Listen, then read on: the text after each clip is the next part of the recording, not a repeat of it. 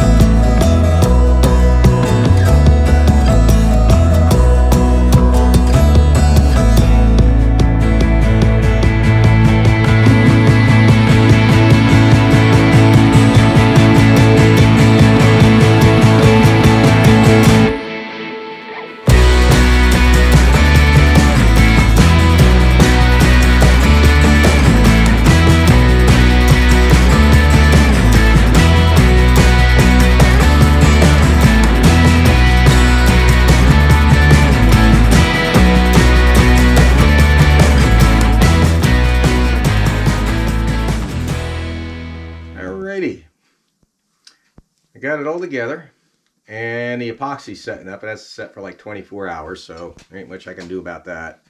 Unfortunately, that's going to make it. I was hoping to finish it up this weekend, but it doesn't look like it's going to happen. So I got to wait and then take it apart, put the media in that I was talking about. Maybe I'll take it apart right now, put the media in, screw it closed, and well, the epoxy setting up to a vacuum check on it. I don't know. I could do that, I guess. I would speed things up a little bit. But I still got to come up with a bracket, and I still need to put the drain plug in there. So this is how it's looking. And if you want to know how I know which way the air flows, which side is the intake and which side is the output, or inlet, outlet, I went ahead and took a punch and made a squiggly arrow. Hopefully you guys can see that. And that's how I know. But it's looking good. Definitely looking better. And well, it's almost complete. Uh-oh, I hear something rattling around in there. That ain't good. That means I didn't make that plastic piece long enough. Well, back to that, I guess. Alright, I'm out in the shop, and I haven't done a damn thing with it. I did go through some of my scrap aluminum, and I think I found what's going to be the best pieces. Pieces kind of already cut funny, so I'm going to have to work with it. Or maybe I'll just have to go to the store and buy something. But I'll probably mount it like that. Drill and tap a couple of screws in there. And then bend it at a 90-degree angle and somehow attach it to the inside of the fender wall like I did the other one. Not going to do that today. I ended up coming out here and cleaning the shop. I don't know if you guys can see all that over there. All nice and cleaned and organized, or somewhat organized compared to what it was.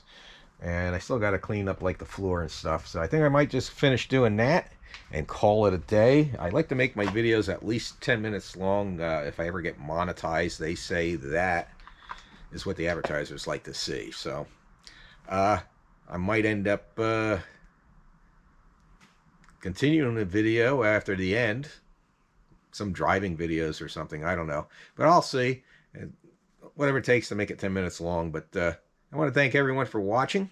And everybody have a great day. And God bless.